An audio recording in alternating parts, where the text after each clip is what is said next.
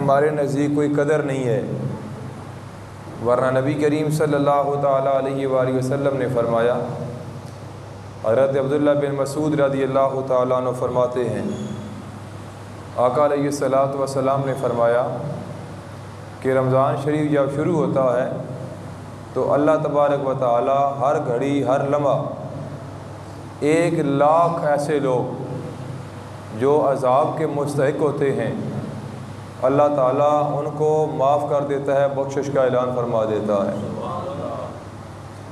رمضان شریف گزر رہا ہوتا ہے تو آقا علیہ الصلاۃ والسلام نے فرمایا کہ لیلۃ القدر کی رات آ جاتی ہے، یکم رمضان سے لے کے لیلۃ القدر کی رات تک جتنے لوگوں کو اللہ تعالیٰ نے معاف کیا ہوتا ہے، اس سب تعداد کے برابر اللہ تعالیٰ لوگوں کو لیلۃ القدر کی رات کو معافی کا اعلان فرما دیتا ہے۔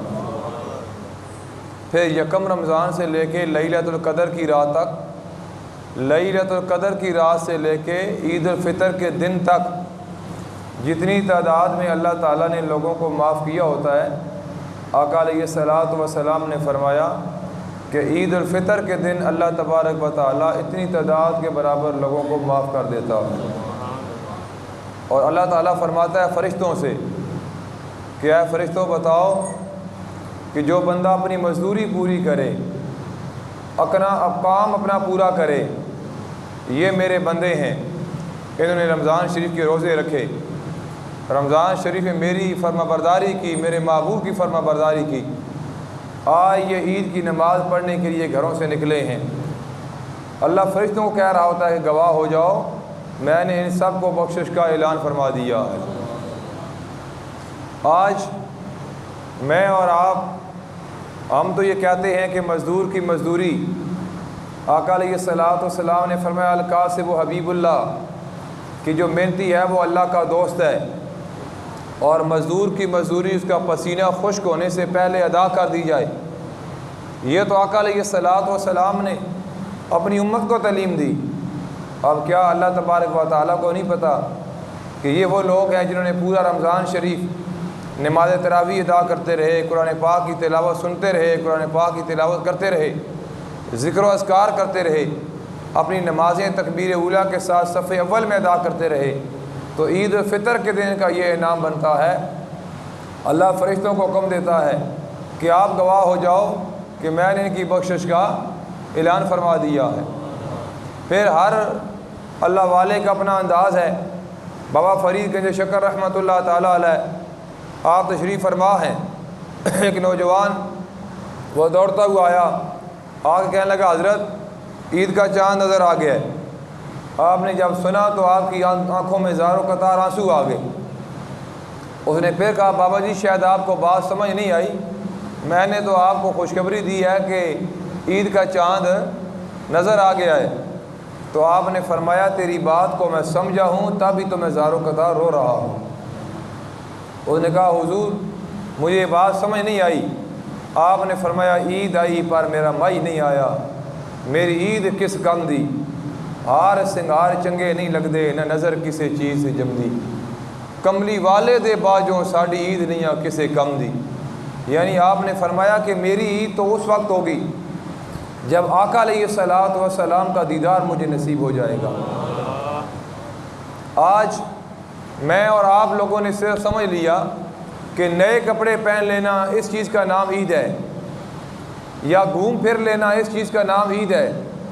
ورنہ حضرت عمر رضی اللہ تعالی عنہ جیسی شخصیت جن کے بارے میں آقا علیہ الصلاۃ والسلام نے اللہ کی بارگاہ سے دعا کی تھی، اللہم ایّد الاسلام بعمر، یا اللہ اسلام کو عمر کے ذریعے طاقت عطا فرما۔ یہ ایسے غلام ہیں آقا علیہ الصلاۃ والسلام کے جو اللہ کے محبوب نے فرمایا کہ یہ میری مراد تھے، اللہ سے مانگا ہے ان کو میں نے، اور ان کا مقام اتنا کہ دنیا میں فرمایا کہ آپ جنتی ہو جاؤ، میں محمد آپ کو گارنٹی دیتا ہوں۔ اتنا مقام کہ سرکار نے فرمایا میرے بعد نبی ہوتا تو عمر بن خطاب کی ذات ہوتی۔ اتنا مقام کہ جبریل امین کھڑے ہیں، آج کہتے ہیں اللہ کے محبوب اگر 950 سال میں یہاں کھڑے ہو کے فاروق اعظم کی شان بیان کروں 950 سال تو گزر جائیں گے، لیکن آپ کے غلام عمر بن خطاب کی شان میں آپ کو نہیں سنا سکتا۔ یہ آپ کا مقام ہے کہ آپ قرآن پاک میں موجود ہے۔ مشورہ دیا اللہ کے محبوب کو کہ محبوب اسلام میں پردہ ہونا چاہیے، پہلے پردہ نہیں تھا۔ اللہ نے فوراً قرآن نازل کر دیا، یا ایھا النبی قل لازواجک وبناتک ونساء المؤمنین۔ آپ نے مشورہ دیا، اللہ نے آپ کے مشورے کو قرآن پاک کا حصہ بنا دیا، لیکن عید الفطر کے دن آپ بیٹھ کے زار و قطار ہو رہے ہیں۔ کسی نے پوچھا ہے فاروق اعظم آج تو عید کا دن ہے، لوگ بڑے خوش ہیں اور نئے لباس پہن کے لوگ ایک دوسرے کو مل رہے ہیں، تو آپ نے فرمایا میں اس بات پہ رو رہا ہوں پتہ نہیں عمر بن خطاب کے رمضان کے روزے اللہ نے قبول کیے ہیں یا پھر نہیں کیے۔ ہمارے پاس تو روزے ہے ہی نہیں، ہمارے پاس تو عبادت ہے ہی نہیں۔ ہم لوگوں نے بڑی معذرت کے ساتھ یہ سمجھ لیا کہ پہلے دن عید الفطر کا دن چاند رات بھی بازاروں میں گزارو، عید الفطر کو آپ نیا لباس پہن لو، گھومو پھرو، اور دوسرے دن آپ سسرال چلے جاؤ، بچوں کو نانی گھر لے جاؤ، پارکوں میں لے جاؤ، آپ کی عید کمپلیٹ ہو گئی ہے، بس آپ کام شروع کر دو۔ اس دن کا ہمیں مقام نہیں پتہ، یا جو رات گزری ہے جس کو لیلۃ الجائزہ کہا جاتا ہے، اس رات کا ہمیں مقام نہیں پتہ۔ ہمیں تو اس معاشرے میں رہ رہے ہیں کہ جہاں مسجد سے اعتکاف اٹھنے والے لوگ اٹھتے ہیں تو چاند رات کو اٹھ کے جاتے ہیں، وہ بھی دوبارہ اللہ کے گھر کی طرف نہیں آتے، حالانکہ پورا مہینہ آپ نے عبادت کی، ریاضت کی۔ آج ایک موقع تھا اللہ تبارک و تعالیٰ کی بارگاہ کے اندر، اللہ کی بارگاہ میں دعا کرتے، اس سے بخشش طلب کرتے۔ یہ وقت گزر جائے گا، میں نے عرصے دراز ہو گیا لیکن اتنا رمضان شریف کو تیزی کے ساتھ گزرتے ہوئے یقین مانے نہیں دیکھا کہ یہ چند دن پہلے کی بات ہے، بس رمضان شریف شروع ہو رہا ہے، بس شروع ہو گیا جی، بس ختم ہو گیا۔ ایک لمحے میں اس طرح ملتا ہے کہ بس رمضان شریف آیا اور گیا۔ اس نے مجھے اور آپ کو یہ پیغام دیا کہ جس طرح میں گزر گیا ہوں اس طرح آپ بھی گزر جائیں گے، آپ کی زندگی بھی گزر جائے گی، لیکن آپ کو اللہ نے پیدا فرمایا وما خلقت الجن والانس الا لیعبدون، فرمایا کہ میں نے جن و انسان کی تخلیق صرف اور صرف اس لیے کی تاکہ وہ میری عبادت کریں۔ حضرت انس بن مالک رضی اللہ تعالیٰ عنہ فرماتے ہیں کہ آقا علیہ الصلوۃ والسلام عید الفطر کی نماز پڑھانے کے لیے گھر سے نکلے، وہ کیسا سما ہوگا جب زہرا کے بابا عید الفطر کی نماز پڑھانے کے لیے اپنے گھر سے باہر نکلے ہوں گے۔ اور بکر صدیق، حضرت عمر، عثمان غنی ذی النورین، مولا علی، تمام صحابہ آقا علیہ الصلوۃ والسلام کے ساتھ ہیں، اور نبی کریم صلی اللہ تعالیٰ علیہ وآلہ وسلم نے دیکھا کہ ایک میدان ہے، اس میدان کے اندر بچے کھیل رہے ہیں۔ اب سارے کے سارے بچے کھیل رہے تھے، لیکن ایک بچے کو آقا علیہ الصلوۃ والسلام نے دیکھا جو سائڈ پہ کھڑا ہے، بڑا افسردہ کھڑا ہے، اور آقا علیہ الصلوۃ والسلام سے قریب گئے، قریب جا کے فرمایا بیٹا آج عید کا دن ہے، یہ بچے کھیل رہے ہیں اور آپ ان کے ساتھ کیوں نہیں کھیلتے؟ اس نے جواب دیا کہ میرا والد جنگ کے دوران شہید ہو گیا، میری جو ماں تھی اس نے دوسری شادی کر لی اور مجھے گھر سے نکال دیا گیا، اب میرا کوئی والی وارث نہیں ہے، میرے پاس نہ لباس ہے، نہ کھانے کو کوئی چیز ہے، نہ پینے کو کوئی چیز ہے۔ تو آقا علیہ الصلوۃ والسلام کی آنکھوں میں آنسو آ گئے۔ سرکار نے فرمایا بیٹا کیا آپ چاہتے ہو کہ آپ کی ماں حضرت عائشہ صدیقہ بن جائے؟ کیا آپ چاہتے ہو کہ آپ کا باپ حضرت محمد مصطفیٰ بن جائے؟ کیا آپ چاہتے ہو کہ آپ کا چچا حضرت علی المرتضیٰ رضی اللہ تعالیٰ عنہ بن جائیں، اور آپ کے بھائی کوئی عام بھائی نہیں ہے، آپ کے بھائی حسن و حسین بن جائیں، اور آپ کی بہن حضرت خاتون جنت فاطمہ الزہرا سلام اللہ علیہا کی ذات بن جائے؟ جب آپ نے یہ فرمایا تو بچہ پہچان گیا کہ یہ تو آقا علیہ الصلوۃ والسلام کی ذات ہے۔ آگے یہ منظر دیکھیں آپ کہ نبی کریم صلی اللہ تعالیٰ علیہ وآلہ وسلم زمین پر بیٹھ گئے، وہ بچہ آقا علیہ الصلوۃ والسلام کے کاندھوں پہ سوار ہوتا ہے، وہ یتیم بچہ۔ اللہ نے پورے قرآن میں نہیں فرمایا یتیموں کو پیسے دو، اللہ نے پورے قرآن میں نہیں فرمایا کھانا بچے مدرسے میں بھیج دو، پورے قرآن میں نہیں فرمایا کوئی دیکھ بچ جائے کسی یتیم کو دے دو. کسی یتیم کو اب آپ نے دینا ہے تو تصویر بنا کے سوشل میڈیا پہ آپ پھینکو, اس کو ذلیل کرو. شرعی مسئلہ یہ یاد رکھنا, آپ کسی کو زکوٰۃ کے پیسے دیتے ہیں, چاہے وہ مدرسہ ہو, چاہے وہ بیوہ ہو, چاہے وہ غریب ہو, آپ زکوٰۃ کے پیسے دے کر کسی کو یہ بھی نہیں کہہ سکتے کہ میرے لیے دعا کرنا. بات سمجھ آئیے میری آپ کو.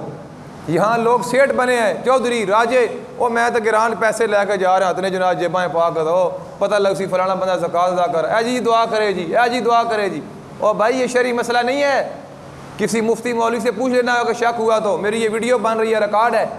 کہ آپ کسی کو زکوٰۃ کا پیسہ دے کے آپ اس بندے کو یہ بھی شرعاً نہیں کہہ سکتے کہ بھائی یہ زکوٰۃ کے پیسے ہیں رکھ لو اور میرے لیے دعا کرنا. کیوں؟ یہ تو فرض ہے زکوٰۃ ادا کرنا. آپ اور میں کوئی احسان کر رہے ہیں اور آپ زکوٰۃ کے پیسے دے کے اس کے بدلے میں بندے سے آپ دعا لے رہے ہو. دعا کا بھی آپ نہیں کہہ سکتے. اللہ فرماتا ہے کلا بلا تکرمون یتیم, فرمایا یتیموں کی عزت کرو. تو کیا یتیموں کی عزت ایسے کی جاتی ہے جیسے میرے اور آپ کے معاشرے میں ہے کہ ماں بہن لائن میں لگی ہوئی ہے, ایک آٹے کا تھیلا ہے وہ بھی 10 کلو والا ہو گیا ہے, کوئی 5 والی تھیلی بن گئی ہے, 10 بندوں نے ہاتھ رکھا ہوا ہے, ایک نوٹ 1000 کا دے رہے ہیں, 10 بندوں نے ہاتھ رکھا ہوا ہے, اس نوٹ کو اتنا وزنی وہ نوٹ ہے, تصویر بنا کے فیس بک پہ پھینک رہے ہیں کہ یار ہم نے یہ کمال کر دی ہے. ایمان سے بتاؤ اگر میری اور آپ کی ماں بہن کو اس لائن میں لگنا پڑے تو ہمارے دل پہ کیا کیفیت ہوگی. ہر بندے کی عزت ہے. تو سرکار یہ یتیم کو فرما رہے ہیں میں بیٹھتا ہوں میرے کاندھے پہ سوار ہو جا, اور یار اس کاندھے پہ سوار ہو رہا ہے بچہ جس پہ اللہ کے محبوب نے مولا علی کو سوار کیا تھا کعبہ شریف میں, فرمایا تھا علی میرے کاندھے پہ سوار ہو کے سارے بتوں کو اتار دو. بچہ سوار ہو گیا, آقا علیہ الصلوۃ والسلام بجائے جنازہ گاہ جانے کے, عیدگاہ جہاں آپ نے نماز پڑھانی تھی, اللہ کے محبوب واپس چل پڑے, اپنے گھر آ گئے. فرمایا عائشہ صدیقہ اس بچے کو غسل کرو, اس بچے کو نئے کپڑے پہناؤ. اور نبی کریم صلی اللہ تعالیٰ علیہ وآلہ وسلم نے فرمایا اس بچے کو اچھا کھانا کھلاؤ. اللہ کے محبوب نے کیوں فرمایا کہ یہ میری سنت ہے کہ عید کی نماز پڑھنے جاؤ, ایک راستے سے جاؤ اور واپسی پہ دوسرے راستے سے آؤ. اس کا حکم کیوں ہے, حکمت کیا ہے؟ فرمایا آپ ایک راستے میں جائیں گے, کچھ غریب بیٹھے ہوں گے, آپ اللہ کے نام پہ ان کی خدمت کر دیں. جب آپ واپس دوسرے راستے سے آئیں گے اس راستے میں بھی غریب بیٹھے ہوں گے, آپ اللہ کے لیے ان لوگوں کی خدمت کر دیں. لیکن ہم لوگوں نے اپنی پاور شو کرنی ہوتی ہے, ہم لوگوں نے دکھانا ہوتا ہے کہ ہمارے پاس بھی کچھ ہے. شکر کرو وہ لوگ جن کو اللہ نے دینے والا بنایا, لینے والا نہیں بنایا, کہ آپ کا ہاتھ اوپر ہے نیچے نہیں ہے. اللہ کا شکر ادا کیا کرو. کوئی بندہ بھی زکوٰۃ صدقہ خیرات فطرانہ فدیہ دے کے یہ نہ کرے کہ میں نے بڑا کمال کر دیا, بھائی اس میں کوئی کمال والی بات نہیں ہے. آقا علیہ الصلوۃ والسلام اس بچے کو پھر کاندھوں پہ سوار کر لیتے ہیں. یہ اللہ کے محبوب نے فرمایا کہ یتیم کے ساتھ پیار کیسے کیا جاتا ہے. بچہ اللہ کے محبوب کے کاندھوں پہ پھر سوار ہو گیا. آقا علیہ الصلوۃ والسلام پھر وہاں پر پہنچے جہاں پر بچے کھیل رہے تھے, تو سارے کے سارے بچے دوڑتے ہوئے آئے. اس بچے سے پوچھتے ہیں کہ تیرے پاس تو کھانے کے لیے نہیں تھا, تیرے پاس تو پہننے کے لیے کچھ بھی نہیں تھا, تو نے تو کپڑے پہن لیے ہیں. شاید بچے یہ جانتے نہیں تھے یہ بچہ ایسے گھر میں چلا گیا ہے جہاں عید کا دن تھا تو حسن و حسین نے کہا امی ہمیں کپڑے چاہیے, تو اللہ نے فرمایا جنت میں جاؤ جبریل اور جنتی 2 جوڑے لے کے آؤ, خاتون جنت کے بیٹے حسن و حسین کے حوالے کر دو. آپ کی یہ قمیصیں اللہ نے جنت سے بھیج دی تھیں, پھر صرف بھیجی نہیں تھیں, جس طرح مقام ابراہیم کا مقام ہے نا, حضرت ابراہیم علیہ السلام پتھر پہ کھڑے ہو کے اللہ کے گھر کو تعمیر کر رہے تھے. آپ 1-2 ردے لگاتے تو دل میں خیال آتا کہ اونچی ہو گئی ہے دیوار تو میں اونچا ہو جاؤں, ابھی دل میں خیال آتا تھا کہ پتھر خود بخود اونچا ہو جاتا تھا. اسی طرح یہ قمیصیں جو جنت سے آئیں, جب حسن و حسین آپ کا قد مبارک بڑھتا تھا یہ قمیصیں خود بخود بڑھ جاتی تھیں. بچے پوچھتے ہیں کیا وجہ ہے, کہاں سے لباس لیا ہے؟ اس نے جواب دیا خاموش ہو جاؤ, پہلے میرا باپ نہیں تھا, اب میرے باپ حضرت محمد مصطفیٰ ہیں. پہلے میری ماں نہیں تھی, اب میری ماں حضرت عائشہ صدیقہ رضی اللہ تعالی عنہ کی ذات ہے. پہلے میرا چچا نہیں تھا، اب حضرت علی میرے چچا بن گئے ہیں، پہلے میرے بھائی نہیں تھے، اب میرے بھائی حسن و حسین بن گئے ہیں، پہلے میری بہن نہیں تھی، اب حضرت فاطمہ زہرا سلام اللہ علیہا میری بہن بن گئی ہے۔ اب سارے کے سارے بچے حسرت کرنے لگے، کاش ہمارے بھی والدین اس جنگ میں شہید ہو گئے ہوتے، آج یہ مقام جو اس بچے کو ملا ہے آج ہمیں وہ مقام نصیب ہو جاتا۔ اور نبی کریم صلی اللہ تعالیٰ علیہ وآلہ وسلم نے ساری زندگی آپ نے فرمایا صحابہ سنو، کبھی کسی غریب کے سامنے اپنے پیسے کی نمائش نہ کرنا، کبھی کسی غریب کے سامنے اپنے پیسے کی نمائش نہ کرنا۔ اور سرکار نے فرمایا صحابہ کرام بیٹھے ہیں، غلام آئے، اللہ کے محبوب میرا بچہ گم ہو گیا، 3 دن ہو گئے میں تلاش کر رہا ہوں، مجھے مل نہیں رہا۔ ایک غلام کہتے ہیں آقا علیہ الصلوۃ والسلام اس کو میں نے دیکھا ہے، اس کے بچے کو فلاں باغ کے اندر وہ کھیل رہا تھا، اس نے جب سنا نا تو وہ دوڑا۔ مثال کے طور پر کسی بندے کا موبائل گم ہو جائے، بٹوا گم ہو جائے، کوئی چیز بھی گم ہو جائے، اس کو پتہ لگ جائے کہ تیری چیز فلاں جگہ پڑی ہے تو بندہ دوڑتا ہے، جان میں جان آ جاتی ہے۔ اب صحابی رسول تھے، 3 دن سے بچہ گم تھا، تلاش کر رہے تھے، جب پتہ چلا کہ فلاں باغ میں کھیل رہا ہے تو دوڑے، اللہ کے محبوب نے بلا لیا، فرمایا ادھر آؤ، آپ کو بہت جلدی ہے۔ عرض کی آقا علیہ الصلوۃ والسلام اولاد ہے، 3 دن سے میرا بیٹا گم ہو گیا ہے، میں تلاش کر رہا تھا، مجھے مل نہیں رہا تھا، اب مجھے پتہ چلا کہ فلاں باغ کے اندر ہے۔ اللہ کے محبوب نے فرمایا سنو ضرور جاؤ، لیکن وہاں جا کے بیٹا کہہ کے آپ نے اپنے بچے کو نہیں بلانا، وہاں جا کے آپ نے اپنے بچے کو بیٹا کہہ کے نہیں بلانا۔ عرض کی آقا علیہ الصلوۃ والسلام کوئی خاص وجہ ہے؟ سرکار نے فرمایا ہاں وجہ یہ ہے، وہاں اور بھی بچے موجود ہوں گے، جب آپ بیٹا کہہ کے پکاریں گے ان بچوں کے اندر ہو سکتا ہے کوئی ایسا بچہ بھی ہوگا جو یتیم ہوگا، جس کا باپ موجود نہیں ہوگا، اس کا دل ٹوٹے گا، اس کے دل میں خیال آئے گا کاش آج میرا باپ بھی زندہ ہوتا تو مجھے بیٹا کہہ کے پکارتا۔ فرمایا بیٹا کہہ کے نہیں پکارنا، جو آپ کے بچے کا نام ہے نام لے کے آپ نے پکارنا ہے۔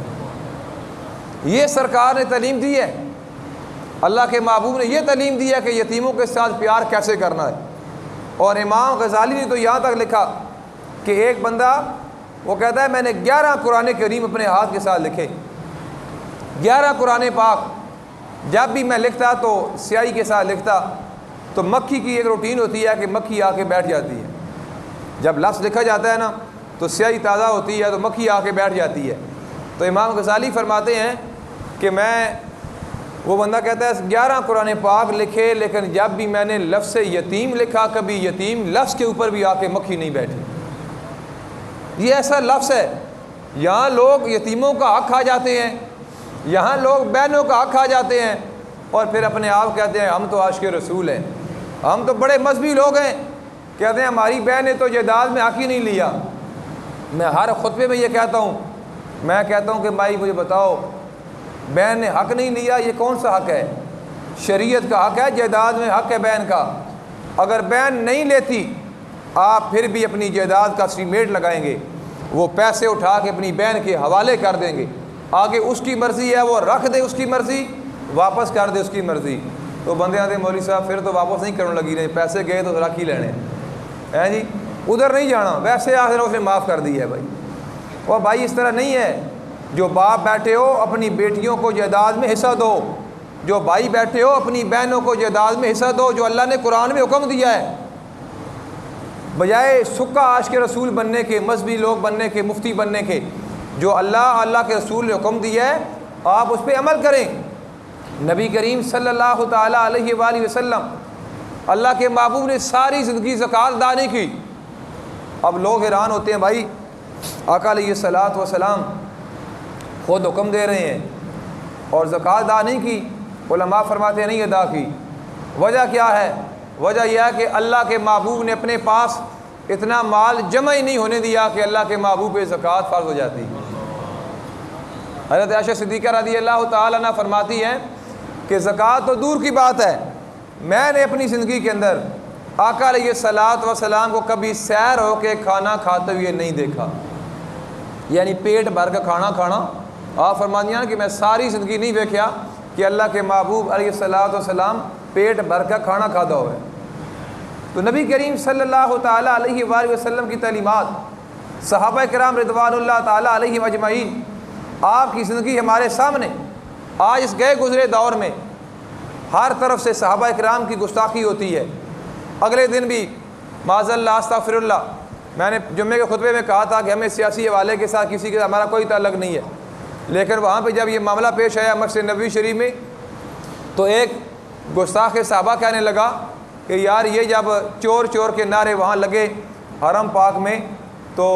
ابو بکر اور عمر جو قبروں میں لیٹے ہیں، معاذ اللہ استغفر اللہ، کہنے لگا کہ باغ فدق کے جو چور ہیں وہ انہوں نے جب آواز سنی ہوگی تو ان کی ٹانگیں کانپ گئی ہوں گی۔ پھر علماء نے پیچھا کیا، پھر ایف آئی آر ہوئی، اور کل پھر اس بندے نے آ کے معافی مانگی ایس ایچ او کے سامنے۔